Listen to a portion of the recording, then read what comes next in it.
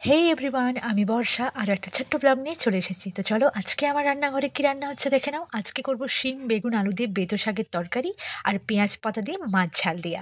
আমি শাকের তরকারি করলে যদি শিম বেগুন দিয়ে একটু ঘাটা ঘাটা করি, না হলে আমার কর্তামশাই শিম আর বেগুনটা তুলে ফেলে দেবে। যাতে ওর পেটে যায় সেজন্য একটু ঘাটা ঘাটা করি, শাকের সাথে বুঝতে পারে না যে কোনটা শিম আর কোনটা বেগুনের টুকরো, তার মধ্যে থেকেও বেছে বেছে ফেলে। এটা তোমাদের সাথে যেন আমি শেয়ার করবো যে ঘাটার পরও কোথার থেকে এক টুকরো পাই কে জানে।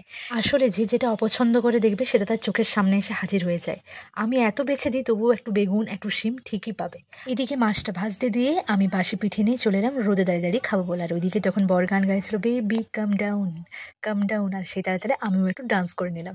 ভালোই হলো, পিঠেটা আমার ভালো করে হজম হয়ে যাবে। দেন চলে এলাম এখানে পেঁয়াজ পাতা দিয়ে মাছ ঝাল দেওয়া করে নেবার জন্য। পেঁয়াজ পাতা দিয়ে মাছ ঝাল দিয়ে কাদের কাদের ভালো লাগে কমেন্টে অবশ্যই জানিও। আমার তো আবার একটু শুকনো শুকনো ভালো লাগে, তবে আজকে একটু ঝোল ঝোল করলাম, কারণ জয় ঝোল বা কোনো ডাল ছাড়া ভাত খেতে পারে না, যাতে আর ডাল না করতে হয় সে কারণে একটু ঝোল ঝোলই করলাম। তো এই ছিল আজকে আমার হিসেবে রান্না বান্না। তোমাদের কি ছিল কমেন্টে জানিও। বাই।